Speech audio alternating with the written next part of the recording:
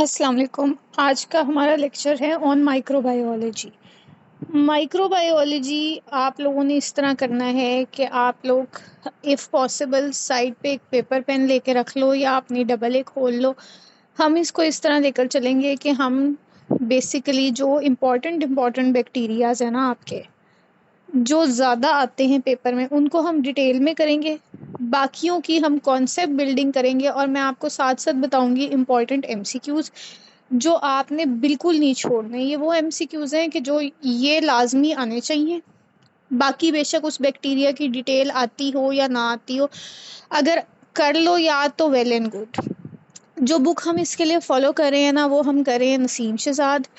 और अगेन जो आपने पॉइंट्स याद करने हैं वो आपने या डबल ए से या रफ़ीउल्लाह से याद करने हैं, ठीक है?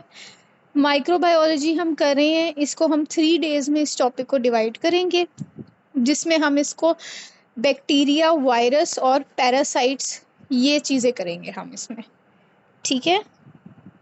यहाँ तक सबको क्लियर है कि हम इसको कैसे लेके चलेंगे?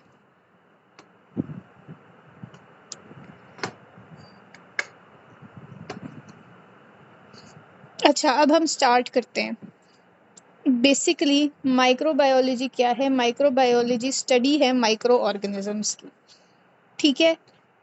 इसमें हमारे पास माइक्रो ऑर्गेनिजम्स जो आते हैं ना, वो आपके पास आते हैं बैक्टीरिया, वायरसेस, फंजाई और पैरासाइट्स, ठीक है? ये वो माइक्रो ऑर्गेनिजम्स हैं जिनको हम पढ़ेंगे इन माइक्रोबायोलॉजी।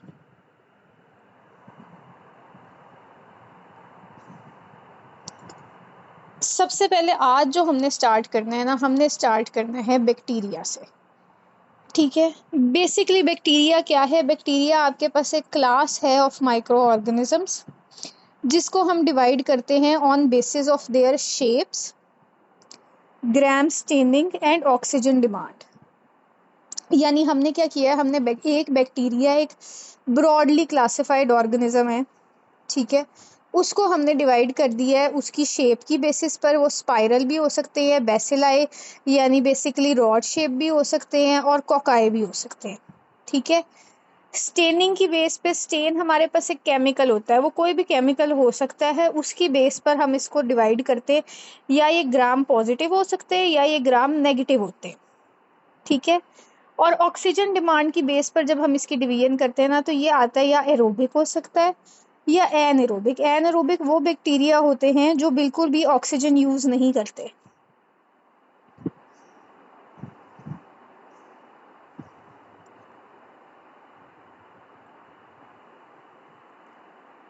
अब सबसे पहले तो हम बेसिकली आ जाते हैं बैक्टीरियोलॉजी पे। Bacteriology is study of bacteria.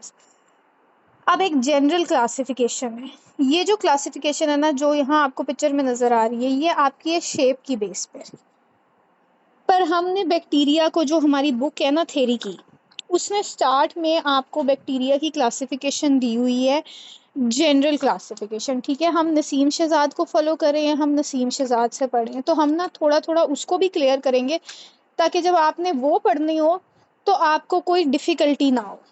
अब नसीम शहजाद में ऐसे है कि उसने ना आपको एक दी हुई है पहले जनरल क्लासिफिकेशन बैक्टीरिया की। जनरल का मतलब है कि उसने अपने तौर पे बैक्टीरिया को डिवाइड किया हुआ है एमसीक्यू बेसिस पे। सबसे पहले उसने बैक्टीरिया को डिवाइड किया पिगमेंट प्रोड्यूसिंग बैक्टीरिया, यानी कौन कौन से बैक्टीरिया हैं जो आपको कलर्ड पिगमेंट देते हैं।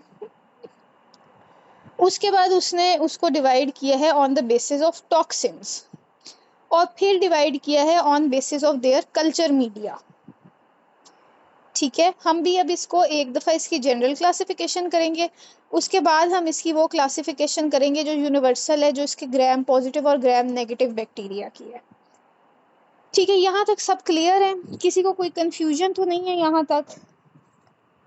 हम इसको कैसे लेके चल रहे हैं ना, ये आपके लिए समझना ज़रूरी है, क्योंकि इसी बेस पे आपको पता चलेगा कि कितना हमने कर लिया और किस तरीके से हमने इसको डिवाइड करना है। सबसे पहले जो हमारे पास आते हैं ना, वो हमारे पास आते हैं on the basis of pigments, ठीक है? ये आपके एमसीक्यू पॉइंट्स हैं, इनको अब साइड पे ना कहीं पे लिखना है आपने। जो आपका स्टेफाइलोकोकस ऑरियस बैक्टीरिया है वो प्रोड्यूस करता है गोल्डन येलो पिगमेंट। ठीक है, staph aureus golden yellow pigment देता है। फिर आता है एक्टिनोमाइसिस इसराइली।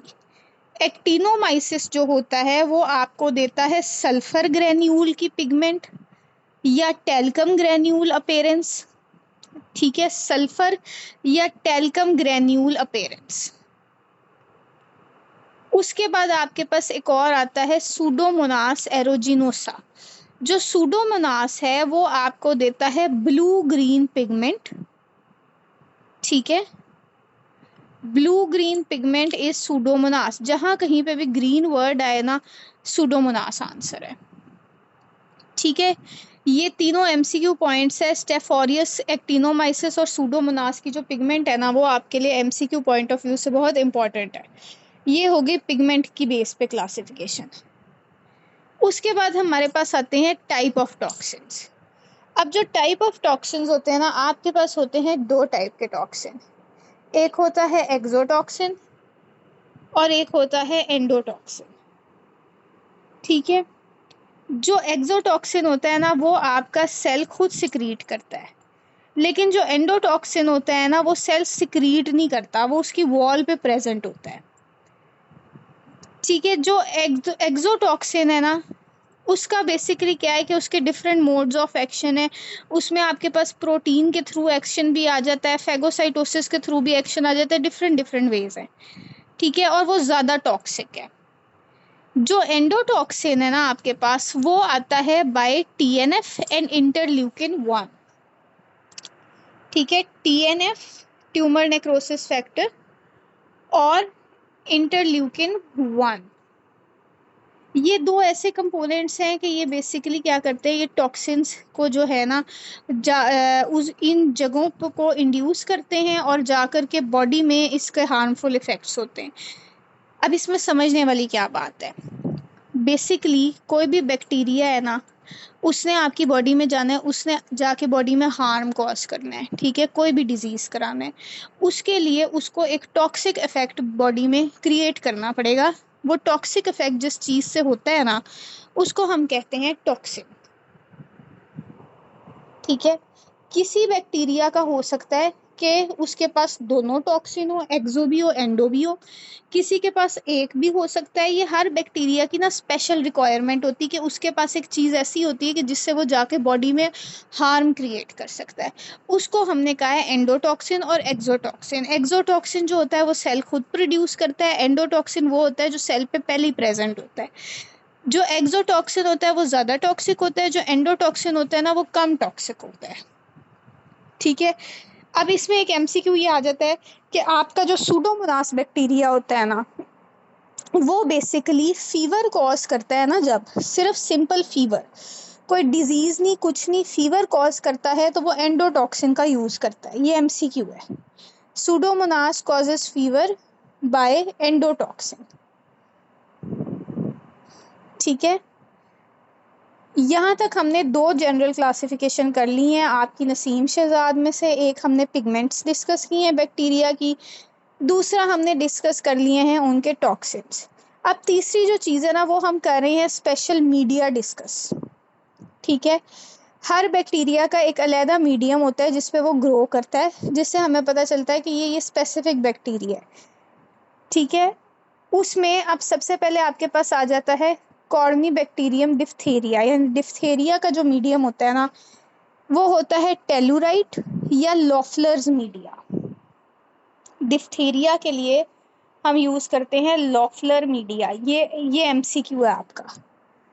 ठीक है, बॉर्डेटेला परट्यूसिस जो है उसके लिए हम करते हैं उसी के नाम जैसा बॉर्डेट गेंगू एगार।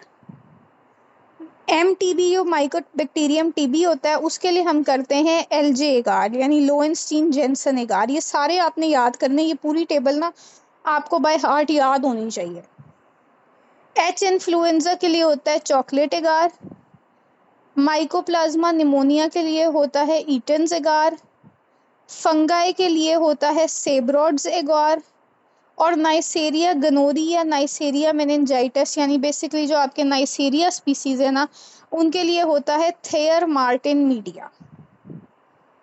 यहाँ तक सबको समझ आ गया? ये हमने तीनों क्लासिफिकेशन जो आपकी नसीम शहजाद की हैं ये कर ली।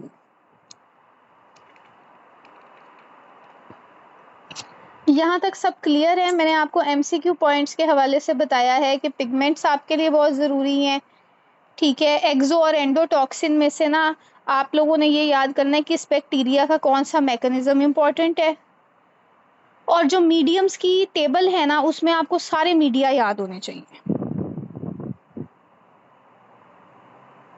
ठीक है। अब हम आगे चलते हैं। अब हम करेंगे स्पेसिफिक बैक्टीरिया की क्लासिफिकेशन, जिसमें से हम स्टेफाइलोकोकस को ना डिटेल में करेंगे, क्योंकि इसमें ना आपके पेपर के बहुत सारे सवाल आते हैं। यूँ समझ लो कि पूरा स्टेफ जो है ना, स्टेफ ऑरियस और इसकी बाकी की दोनों एपिडर्मिस सैप्रोफिटिकस, ये बहुत ज़्यादा आते हैं।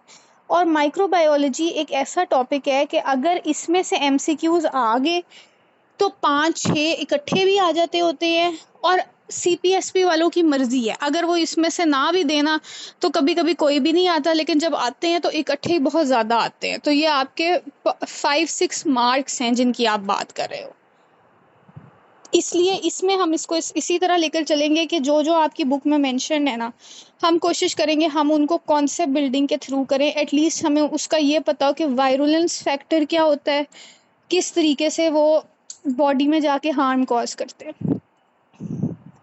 अब सबसे पहले आ जाओ एक जनरल क्लासिफिकेशन पे। जनरल क्लासिफिकेशन बेसिकली हमने बैक्टीरिया की है on the basis of their nature, ठीक है। हम बैक्टीरिया को डिवाइड करते हैं दो तरह से, एक हम करते हैं ग्राम पॉजिटिव और दूसरा करते हैं ग्राम नेगेटिव। अब हम सबसे पहले आते हैं ग्राम पॉजिटिव बैक्टीरिया पे। ये ग्राम पॉजिटिव हमने कैसे डिसाइड किया? हम इन बैक्टीरिया को ना स्टेन करते हैं, उस स्टेन में एक स्पेसिफिक कलर आता है। अगर पर्पल कलर का स्टेन आता है तो हम कहते हैं ये तो ग्राम पॉजिटिव है, ठीक है। अगर नहीं आता तो हम कहते हैं ये ग्राम नेगेटिव है। उसके बाद सारे ग्राम पॉजिटिव बैक्टीरिया को जब हम अलहदा कर लेते हैं ना, तो हम उनको करते हैं on basis of shape classify, ठीक है। शेप की बेसिस पर हमारे पास ना बैक्टीरिया की क्लासिफिकेशन आती है gram positive cocci, gram positive rods, ठीक है। फिर ब्रांचिंग फिलामेंट्स वो होते हैं जिनकी फिलामेंट्स की ऐसे ना ब्रांचेस होती हैं, ठीक है। ये 3 टाइप के हमारे पास आते हैं ग्राम पॉजिटिव बैक्टीरिया। अब सबसे पहले आपके पास आ जाते हैं ग्राम पॉजिटिव कोकाई। अब इसमें भी ना 2 चीज़ें होती हैं, एक होता है कैटलेस पॉजिटिव और एक होता है कैटलेस नेगेटिव, ठीक है। कैटलेस पॉजिटिव का मतलब है ये वो बैक्टीरिया जिनके पास कैटलेस एंजाइम है, ठीक है। ये जो कैटलेस और कोएगुलेज है ना, ये आपने स्टेफाइलोकोकस के लिए याद रखना है, ठीक है। जो स्ट्रेप्टोकोकस है वो कैट नेगेटिव है और स्टेफाइलोकोकस कैट पॉजिटिव है। ये मुझे पता है बहुत मोनोटोनस हो जाता है और याद रखना बहुत मुश्किल होता है, लेकिन ये 2 बैक्टीरिया की ये चीज़ आपने याद रखनी है, क्योंकि ये लाजमी पेपर में पूछते हैं। इनका डिफरेंस में अगर वो कभी भी आपसे कुछ पूछेगा ना, तो वो हमेशा यही पूछता है कि एक हमारे पास ऑर्गेनिज्म है वो कैटलेस पॉजिटिव है, कोएगुलेज नेगेटिव है, कौन सा ऑर्गेनिज्म है, ठीक है। तो आपने एक तो कैटलेस याद रखना है, दूसरा कोएगुलेज याद रखना है। जो कोएगुलेज नेगेटिव होते हैं ना, वो होते हैं एपिडर्मस और सेप्रोफिटिकस, और स्टेफ ऑरियस जो होता है ना, वो होता है कोएगुलेज पॉजिटिव। अब मैंने इसको ऐसे याद रखा हुआ है कि जो आपका स्टेफ ऑरियस है ना, वो सबसे बड़ा बैक्टीरिया है। ये मैंने अपने जहन में बस याद रखा हुआ है कि सबसे इम्पोर्टेंट जो है ना वो स्टेफ ऑरियस है। तो स्टेफ ऑरियस के पास सब कुछ है, वो कैटलेस पॉजिटिव भी है और वो कोएगुलेज पॉजिटिव भी है, ठीक है। यानी उसके पास सारी चीज़ें हैं। जो बाकी दोनों है ना, इसके 2 छोटे बहन भाई स्टेफ एपिडर्मिस और सेप्रोफिटिकस, उनके पास कैटलेस तो है लेकिन कोएगुलेज नहीं है, ठीक है। और जो स्ट्रेप्टोकोकस है वो क्योंकि एक बहुत ही डिफरेंट फैमिली से आता है, तो उसके पास तो कैटलेज भी नहीं है, बिल्कुल ही कुछ नहीं है, ठीक है, मैंने इस तरीके से याद रखा हुआ है कि स्टेफ ऑरियस के पास सब कुछ है, वो सबसे बड़ा भाई है तो उसको सारा कुछ मिला है। जो उससे दो छोटे वाले हैं उनको कैटलेज मिला हुआ है लेकिन कोएगुलेज नहीं है उनके पास, और स्ट्रेप्टोकोकस इनकी फैमिली में से है ही नहीं तो उसके पास कुछ भी नहीं है। ठीक है, अदरवाइज अगर किसी को कोई और वे याद है तो फिर वो बेशक ग्रुप में शेयर कर दें, लेकिन ये याद करना आप लोगों के लिए इम्पोर्टेंट है।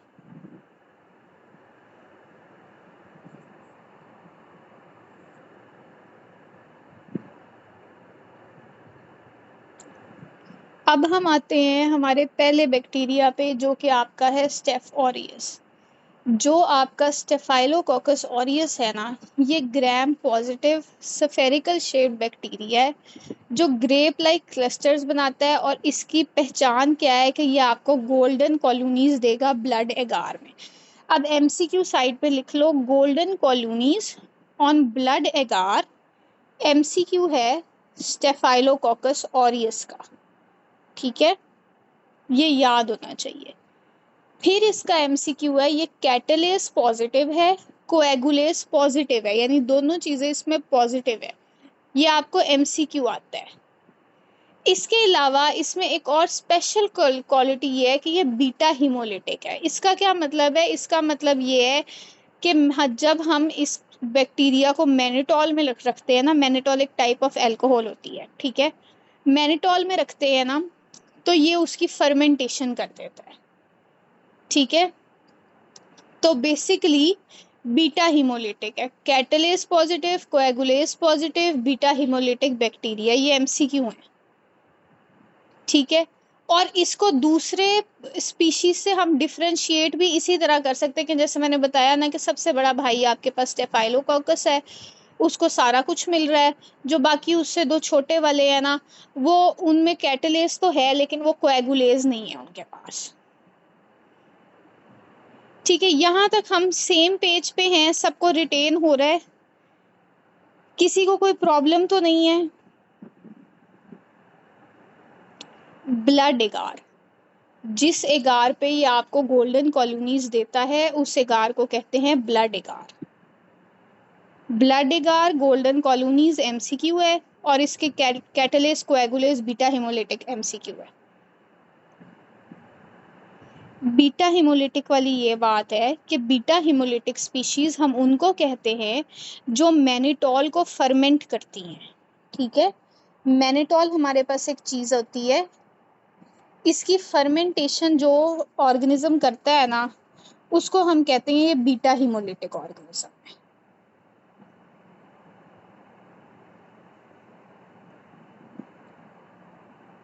ठीक है, अब यहाँ तक सारे क्लियर है, हम सब सेम पेज पे हैं, तो मैं आगे चलूँ? ठीक है, अब जो आपका स्टेफाइलोकोकस ऑरियस है ना, ये क्या करता है कि ये वेरियस डिजीजेस कॉज करता है। इन्फ्लेमेटरी भी कर सकता है और टॉक्सिन मीडिएटेड भी कर सकता है। अब इसका क्या मतलब है? ये चीज़ पेपर में बहुत ज़्यादा आती है और अक्सर इसी में से आपका न्यू पूल भी बनता है। आपकी नसीम शहजाद में यही डिटेल है लेकिन इस तरीके से एक्सप्लेन नहीं की है जिस तरह से मैं कर रही हूँ। तो अगर आप नसीम शहजाद से पढ़ रहे हो तो बेशक वहाँ पे ना डिटेल में ये साथ साथ लिख लो, क्योंकि उसमें उन्होंने ना सिर्फ मेंशन किया हुआ है कि वो ये चीज़ें करता है, इसका मैकेनिज्म या ये सारी चीज़ें नहीं लिखी हुई।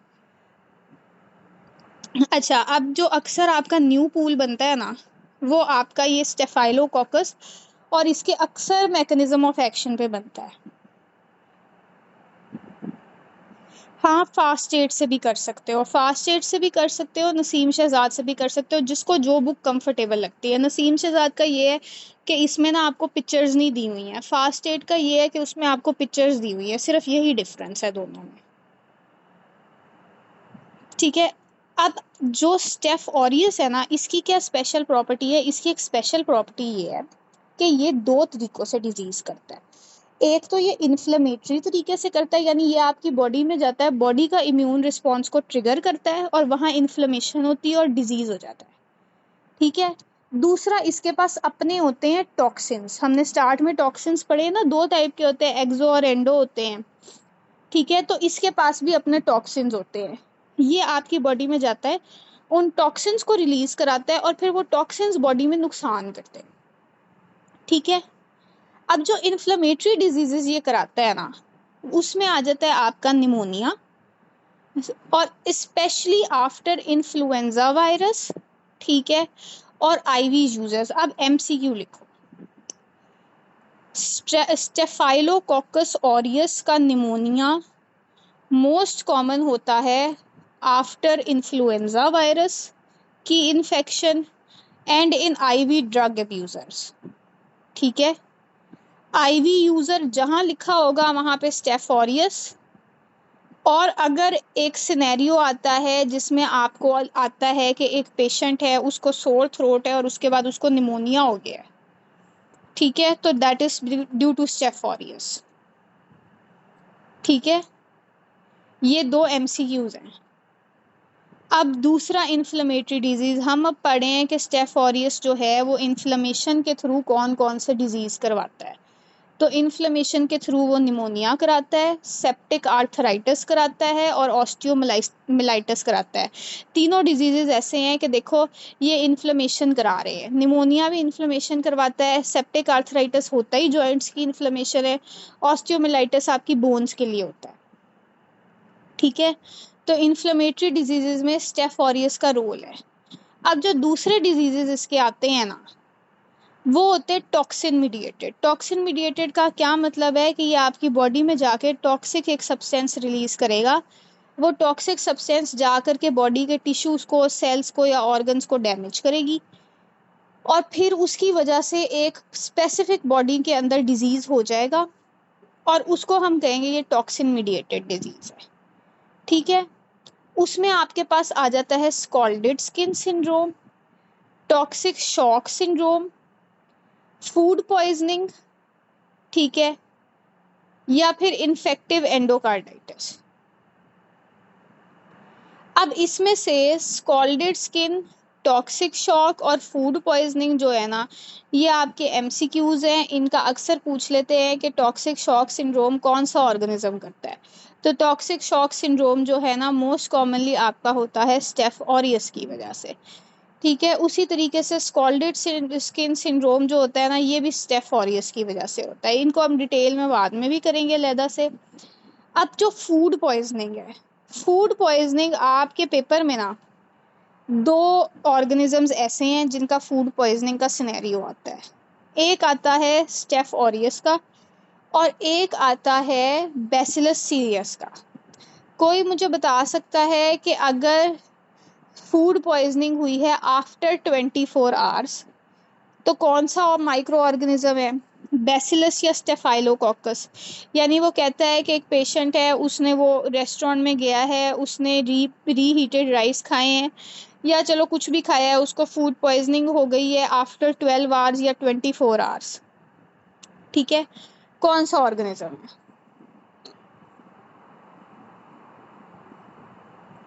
हाँ, बैसिलस। इसमें बस टाइम का ध्यान रखना है। ठीक है, एक 6 आवर्स में करता है, एक 12 में करता है, 12 या 24। ठीक है, तो जो बैसिलस होता है ना वो आपका आफ्टर 24 करेगा, और जो आपका स्टेफ होगा ना वो विद इन 6 आवर्स आपको रैपिड डायरिया देता है। ठीक है, ये आपका पेपर का एमसीक्यू है। उसके बाद आ जाता है आपके पास एक्यूट इन्फेक्टिव एंडोकार्डाइटिस। अब अगर एक पेशेंट है, उसकी प्रीवियसली नॉर्मल वेल्व है, ठीक है, उसमें इन्फेक्टिव एंडोकार्डाइटिस हो गया या एक्यूट इन्फेक्टिव एंडोकार्डाइटिस हो गया, तो उसकी कॉज है स्टेफ ऑरियस। ठीक है, ये भी एमसीक्यू है। Most commonly IV drug users में होता है ये। उसके बाद मेनिंजाइटिस। मेनिंजाइटिस क्या है? मेनिंजाइटिस है ब्रेन की मेनिंजिस की इन्फ्लेमेशन।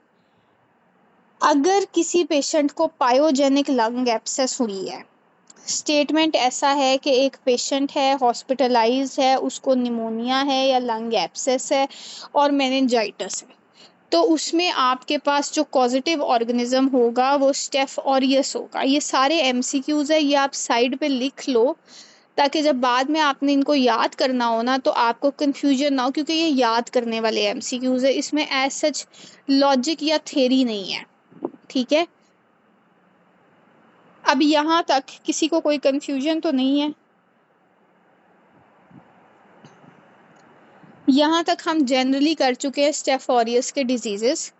अगर सब क्लियर है तो फिर मैं आगे चलूंगी इनके स्पेसिफिक मैकेनिज्म पे, उसके टॉक्सिन्स पे। इन्फेक्टिव एंडोकार्डाइटिस में दो टाइप्स होती हैं, एक एक्यूट होता है और एक सब एक्यूट होता है। Acute infective endocarditis is caused by staph aureus bacteria. ठीक है,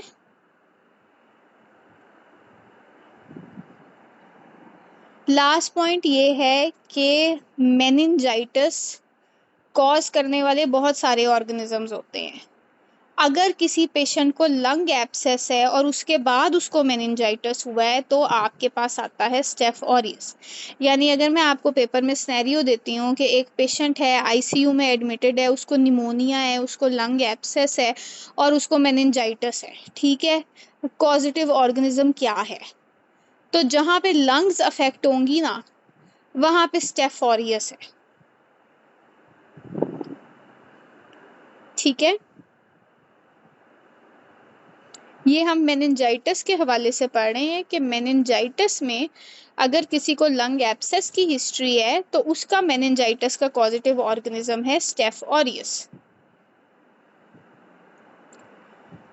अब हम चलते हैं इसके वायरुलेंस फैक्टर पे। अब जो वायरुलेंस फैक्टर होता है ना, इस कॉन्सेप्ट को ना क्लियर करना बहुत ज़रूरी है, क्योंकि ये वाला जो कॉन्सेप्ट है ना, ये आपके अब हर बैक्टीरिया में आएगा। वायरुलेंस का मतलब है उस बैक्टीरिया का स्पेसिफिक वो कैरेक्टरिस्टिक जिसकी वजह से वो हमारी बॉडी में हार्मफुल है। देखा जाए तो आपकी बॉडी के अंदर अपने भी बैक्टीरिया हैं, फ्लोरा है बॉडी में, इंटेस्टाइनल फ्लोरा है, सारा कुछ है, वो आपकी बॉडी को नुकसान क्यों नहीं पहुंचाते? इसकी उसकी वजह यही है कि हर बैक्टीरिया का ना डिफरेंट वायरुलेंस फैक्टर होता है। कोई कोई ऐसा होता है जो आपकी बॉडी के लिए बहुत हार्मफुल होता है। तो जो आपका स्टेफ ऑरियस है ना, इसके पास दो चीज़ें हैं, एक तो प्रोटीन ए है और दूसरा है बीटा हीमोलाइसिस। बीटा हीमोलाइसिस हमने पढ़ा है ना कि बीटा हीमोलिटिक बैक्टीरिया है। बीटा हीमोलिटिक हमें कैसे पता चलता है? मैनेटॉल की फर्मेंटेशन से। ठीक है, तो ये जो बीटा हीमोलाइसिस करता है ना, ये बीटा हीमोलाइसिस बेसिकली एक इसकी ऐसी कैरेक्टरिस्टिक है कि इसके थ्रू ये वायरुलेंट होता है, यानी ये आपकी बॉडी के लिए खतरनाक होता है। ठीक है, पहली चीज जो आती है इसकी वो आती है प्रोटीन ए, और दूसरी चीज जो इसकी आती है वो आती है बीटा हीमोलिसिस। ठीक है, अब प्रोटीन ए क्या होता है? प्रोटीन ए, ये प्रोटीन ए और बीटा हीमोलाइसिस जो है ना, ये दोनों पेपर के एमसीक्यू सवाल हैं। ठीक है, अब इसका कॉन्सेप्ट कर लेते हैं ताकि आपको ये भूले नहीं। प्रोटीन ए बेसिकली क्या होता है? स्टेफ ऑरियस की सेल वॉल का एक कंपोनेंट होता है। हमने जब सेल पढ़ा है, हमने पढ़ा है ना कि हर सेल की सेल वॉल के अंदर प्रोटीन, फैट और कार्बोहाइड्रेट होते हैं। तो जो स्टेफ ऑरियस की सेल वॉल है ना, उसके अंदर एक प्रोटीन होता है, प्रोटीन ए। इस प्रोटीन ए की एक एबिलिटी होती है कि ये आपके इम्यूनोग्लोबुलिन्स के एफसी रीजन पे बाइंड करता है। जब हम इम्यूनोग्लोबुलिन्स डिटेल में पढ़ेंगे ना, हम पढ़ेंगे कि इम्यूनोग्लोबुलिन्स के पास ना बेसिकली रीजन होते हैं। जाहिर है इम्यूनोग्लोबुलिन भी एक प्रोटीन है, इसने भी किसी ना किसी चीज़ से बनना है, तो इसका एक पार्ट होता है एफसी। ठीक है, उस एफसी पे ये जा करके ये जो आपका प्रोटीन ए है ना, ये बाइंड करता है। अब पर्टिकुलरली सबसे ज़्यादा कौन सा इम्यूनोग्लोबुलिन इफेक्ट होता है? तो आईजीजी होता है। ये आईजीजी और एफसी जो है ना, ये आपका एमसीक्यू है, इसको भी साइड पे लिख लो। अब ये एक्टिवेशन से क्या होता है? इस एक्टिवेशन से क्या होता है कि ये आपके आईजीजी को ना रोक देता है फैगोसाइटोसिस करने से। ठीक है, और बैक्टीरिया की सर्वाइवल इंश्योर करता है। वरना तो हमें पता है हमारी बॉडी में फैगोसाइट्स हैं। ठीक है, वो फैगोसाइट्स आ जाएंगे आपकी बॉडी में और वो इन बैक्टीरिया को ख़त्म कर देंगे। इसको रोकने के लिए प्रोटीन ए काम आता है। ठीक है, ये भी पेपर का एमसीक्यू है। फंक्शन ऑफ प्रोटीन ए क्या होता है? प्रोटीन ए का फंक्शन ये होता है कि ये इम्यूनोग्लोबुलिन से बाइंड करता है और प्रिवेंट करता है फेगोसाइटोसिस को बाय बैक्टीरियल सर्वाइवल। हाँ जी, किसी का कोई क्वेश्चन है?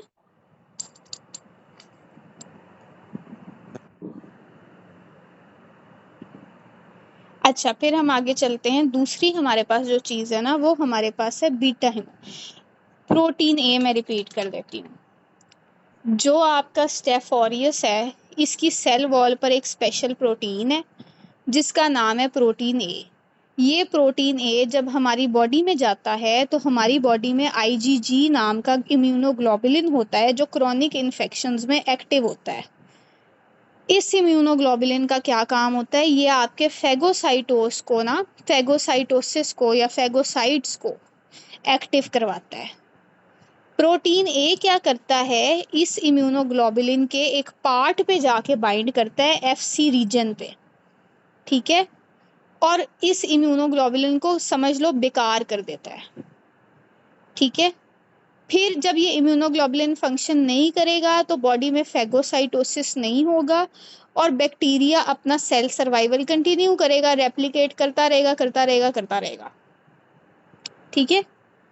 इसको कहते हैं हम प्रोटीन ए और प्रोटीन ए का फंक्शन। यहाँ तक क्लियर है? फिर हम चलते हैं नेक्स्ट चीज़ पे। जो आपकी नेक्स्ट चीज़ है ना, वो है बीटा हेमोलाइसिस। बीटा हेमोलाइसिस एक स्पेसिफिक कैरेक्टरिस्टिक होती है बैक्टीरिया की। ये क्या करते हैं कि बीटा हेमोलाइसिस जो होती है ना, ये कैरेक्टरिस्टिक जिस भी बैक्टीरिया के पास होती है, ये उसको ऐसी क्वालिटी देती है कि वो आपके जो रेड ब्लड सेल्स होते हैं ना, उनकी लाइसिस कर सकता है, यानी उनकी डिस्ट्रक्शन कर सकता है। इससे क्या होगा? इससे ये होगा कि आपके पास एक क्लियर जोन बन जाएगा और स्टेफ ऑरियस जो है ना, वो अपनी कॉलोनीज बना सकेंगे। देखो, जितने ज़्यादा वो सेल्स को डिस्ट्रॉय करेंगे ना, उतनी ज़्यादा उनके पास स्पेस है, ठीक है, उतना ही ज़्यादा आपकी बॉडी इफेक्ट हो रही है। क्योंकि बेसिकली देखा जाए तो आपका जो ब्लड है उसमें डब्ल्यूबीसीज हैं, आरबीसीज हैं, प्लेटलेट्स हैं, ये सारा कुछ आपको इम्यूनिटी तो दे रहा है।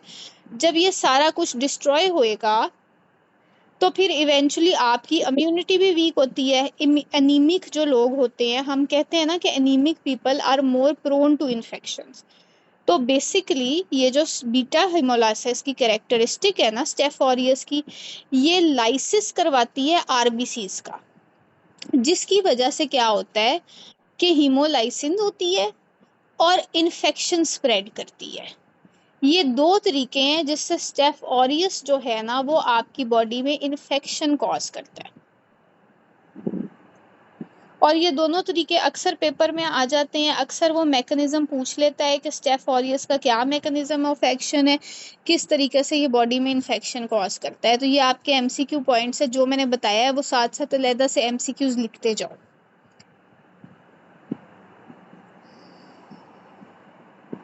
अब हम आगे चलते हैं इसके डिजीजेस पे। हमने पढ़ा है ना कि ये इन्फ्लेमेटरी डिजीजेस भी करेगा और ये टॉक्सिन मीडिएटेड डिजीजेस भी करेगा। अब जो इन्फ्लेमेटरी डिजीज है वो तो चलो ठीक है, वो इजी है, आपको पता है, निमोनिया, इन्फेक्टिव एंडोकार्डाइटिस, सारा कुछ। अब जो टॉक्सिक मीडिएटेड डिजीजेज है ना, उसमें दो इंपॉर्टेंट चीजें आती है। एक आता है स्कॉल्डेड स्किन सिंड्रोम। ये स्कॉल्डेड स्किन सिंड्रोम क्या है? ये बेसिकली है एक सीरियस कंडीशन जो कि होता है by the release of exotoxin. हमने पढ़ा था ना, दो टॉक्सिन्स होते हैं।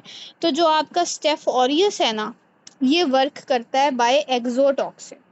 एक्सोटॉक्सिन वो टॉक्सिन होते हैं जो सेल खुद रिलीज करता है, जैसे आपका प्रोटीन ए है या बीटा हीमोलाइसिस की कैरेक्टरिस्टिक है, ये सब कुछ सेल खुद रिलीज कर रहा है, ठीक है। तो इट इज कॉल्ड एक्सोटॉक्सिन। तो बेसिकली आपका स्कॉल्डेड स्किन सिंड्रोम क्या होता है कि एक्सोटॉक्सिन स्टेफ ऑरियस आपकी बॉडी में रिलीज करता है। उसकी वजह से ना स्किन में रेडनेस, ब्लिस्टरिंग, पीलिंग हो जाती है। जैसे बर्न में नहीं होता, अगर किसी को सन बर्न होता है, वो बाइट जाता है, ठीक है, तो उसकी स्किन में रेडनेस हो जाती है, एक इचिंग, इरिटेटिंग सा एक रिएक्शन हो जाता है, उसको कहते हैं स्कॉल्डिक स्किन सिंड्रोम।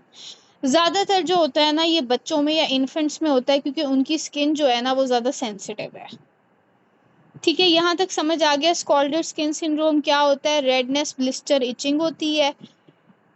और इसमें बेसिकली क्या होता है कि स्टेफ ऑरियस ने एक्सोटॉक्सिन रिलीज किया है, उस एक्सोटॉक्सिन ने जाके स्किन में ना बेसिकली एक रिएक्शन करती है। फिर आपके पास आता है टॉक्सिक शॉक सिंड्रोम। जो टॉक्सिक शॉक सिंड्रोम है ना, ये बेसिकली पेपर में सवाल आपको आ जाता है एज इट इज़ ही कि टॉक्सिक शॉक सिंड्रोम क्या करता है या कौन सा ऑर्गेनिज्म है जो टॉक्सिक शॉक सिंड्रोम करवाता है। तो toxic shock syndrome life threatening condition है। मोस्ट लाइकली ये होता है टैम्पॉन यूज़ या सर्जिकल वुंड्स में। सीपीएसपी आपको अक्सर इसका सिनेरियो देता है विद टैम्पॉन यूज़। इसको आईयूसीडी यानी इंट्रायूट्राइन जो कॉन्ट्रासेप्टिव डिवाइसेस है ना, उसके साथ कंफ्यूज नहीं करना। दो सिनेरियो आते हैं आपको बैक्टीरिया के हवाले से विद रिलेशन टू गाइनी। एक आपको आता है टैम्पॉन यूज़ किया है पेशेंट ने, उसके बाद उसको सीरियस इन्फेक्शन हो गई है और वो पेशेंट को एक टॉक्सिक स्टेट में वो पहुंच गया है। वो होता है आपका स्टेफ ऑरियस की वजह से। और एक सवाल ऐसा आता है कि एक पेशेंट है वो कॉन्ट्रासेप्टिव ले रही है या उसने अपने अंदर कोई इंट्रायूट्राइन डिवाइस रखवाया है, वो होता है एक्टिनोमाइसिस की वजह से।